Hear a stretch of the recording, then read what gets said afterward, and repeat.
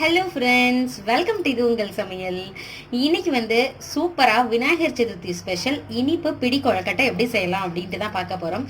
ரொம்ப ஈஸியாக டேஸ்டியாக அதே மாதிரி சாஃப்டாக இருக்கிற மாதிரி எப்படி செய்யலாம் அப்படின்னு சொல்லிட்டு 1-2 டிப்ஸ் தான். ரொம்ப ஈஸியாக செஞ்சிடலாம். சரி வாங்க, இனிப்பு பிடி கொழுக்கட்டை எப்படி செய்யலாம் அப்படின்னு சொல்லிட்டு வீடியோக்குள்ளே போயிட்டு செட்டுன்னு பார்த்துடலாம். இந்த வீடியோவுக்கு அடுத்தே பார்த்தீங்கன்னா சூப்பரான டேஸ்ட்டில் பாரம்பரிய முறைப்படி பால் கொழுக்கட்டையும் வந்து ஆட் பண்ணியிருக்கிறேன். ஸோ மிஸ் பண்ணாமல் இந்த வீடியோவை லாஸ்ட் வரைக்கும் பாருங்கள்.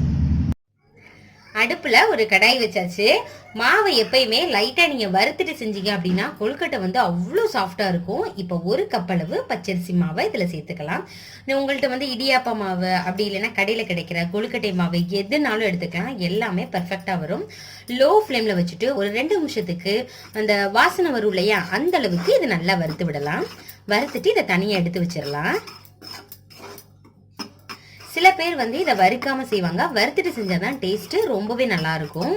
நீங்க வீட்டுல செய்யற மாவா இருந்தாலும் சரி, கடையில வாங்க மாவா இருந்தாலும் சரி, ஒரு தடவை இந்த மாதிரி வறுத்துக்கங்க. முதல் நாளே நீங்க இந்த மாதிரி வறுத்து தனியா வச்சிட்டீங்க அப்படின்னா உங்களுக்கு அந்த டேல விநாயகர் சதுர்த்தி அன்னைக்கு செய்யறதுக்கு ரொம்ப ரொம்ப யூஸ்ஃபுல்லா இருக்கும், ஈஸியாகவும் இருக்கும்.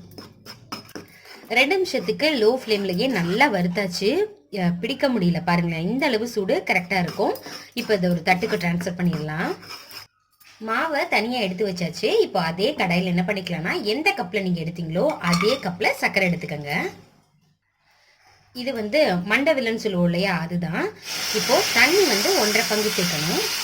1.5 கப்பு சேர்த்துக்கோங்க.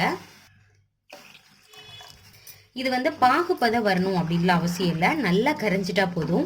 மண் இருந்ததுன்னா நீங்க முதல்லயே அதை வந்து வடிகட்டிடணும். இப்போ வந்து நல்லா அதை கரைஞ்சதுக்கு அப்புறம் இதை வடிகட்டிக்கலாம். மண் இல்லை அப்படின்னா ஒன்றும் பிரச்சனை இல்லை, நீங்க அப்படியே யூஸ் பண்ணிக்கலாம். நம்ம சேர்த்த வெல்லம் எல்லாமே நல்லா கரைஞ்சிருச்சு பாருங்களேன், நல்லா கொதிச்சுட்டு இருக்கு. நல்லா லோ ஃப்ளேம் பண்ணிட்டு இதை நல்லா வடிகட்டிட்டு இதில் சேர்த்துக்கலாம். வடிகட்டியாச்சு, லைட்டாக இதை கழுவியாச்சு. இப்போ நம்ம வடிகட்டின அந்த சக்கரை தண்ணியை இதில் சேர்த்துடலாம். ஒரு 3 ஏலக்காயை தட்டி இதில் சேர்த்துக்கலாம். இப்போ நம்ம வறுத்து எடுத்த மாவு இதில் சேர்க்க போகிறோம். அடுப்பை நல்லா குறைச்சி வச்சிருங்க தீய. இது சேர்க்கும் பொழுது கெட்டியாகிறதுக்கு வாய்ப்பு இருக்கு. அதனால ஒரு தட்டில் இந்த மாதிரி நம்ம வறுத்ததை சேர்த்துட்டு ஒரு கையில் இப்படி போட்டுட்டே இந்த மாதிரி நீங்கள் மிக்ஸ் பண்ணி விட்டுட்டே இருந்தீங்க அப்படின்னா உங்களுக்கு அந்த கெட்டி விடுகாது.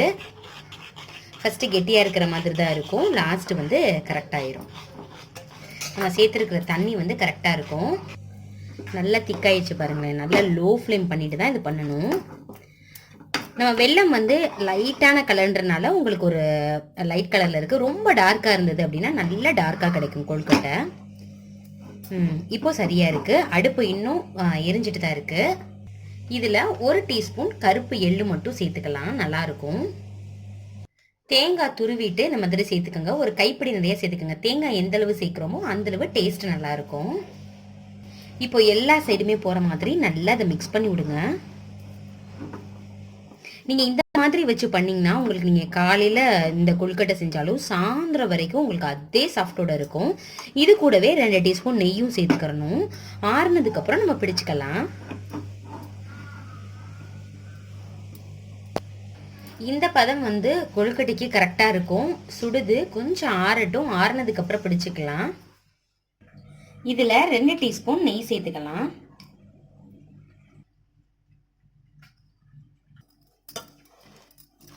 நல்லா ஆறிச்சு. உள்ள வந்து சூடு இருக்கதாங்க செய்து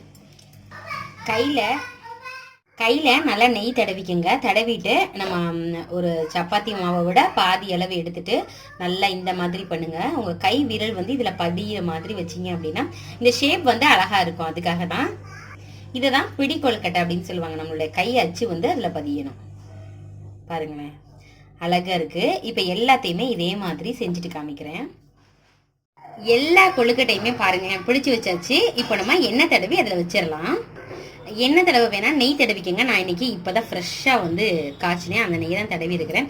இந்த நெய் எப்படி செய்யணும் அப்படின்னு சொல்லிட்டு ஏற்கனவே நாட்காட்டி சேனல்ல வந்து வெண்ணெய் எடுத்து எப்படி பண்றது அப்படின்னு சொல்லிட்டு போட்டிருக்கோம். நீங்க பார்க்கல அப்படின்னா டெஸ்கிரிப்ஷன் பாக்ஸ்ல லிங்க் தர்றேன், அங்க போய் பாருங்க. எல்லா சைடுமே படுற மாதிரி நெய் அப்ளை பண்ணியாச்சு. இப்போ இதை எடுத்து 4 நாளா வச்சிடலாம்.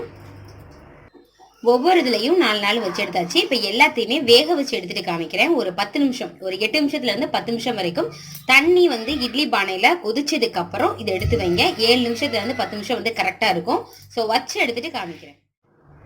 8 நிமிஷத்துக்கு எல்லாத்தையுமே வேக வச்சு எடுத்தாச்சு. பாருங்களேன், பாக்குறதுக்கே சூப்பரா இருக்கு. நீங்களும் இதே மாதிரியே செஞ்சு பாருங்க. உங்களுக்கும் இதே அளவு சாஃப்ட் கிடைக்கும். உங்களுக்கு நீங்க செய்யும் பொழுது எந்த அளவு சாஃப்டா இருக்கோ அதே மாதிரி உங்களுக்கு சாயந்தரம் வரைக்கும் இருக்கும். காலையில செஞ்சீங்கன்னா ட்ரை பண்ணி பார்த்துட்டு எப்படி இருந்துச்சு அப்படின்னு சொல்லிட்டு கமெண்ட் பண்ணுங்க. உங்க ஃப்ரெண்ட்ஸ் அண்ட் ரிலேட்டிவ்ஸ் கூட ஷேர் பண்ணுங்க. இந்த வீடியோ உங்களுக்கு பிடிச்சிருக்கும்னு நினைக்கிறேன். பிடிச்சிருந்துச்சுன்னா இது உங்கள் சமையலுக்கு சப்ஸ்கிரைப் பண்ணுங்க, லைக் பண்ணுங்க. இதே மாதிரி இன்னொரு இன்ட்ரெஸ்டிங்கான வீடியோல பார்க்கலாம். Thank you friends, by.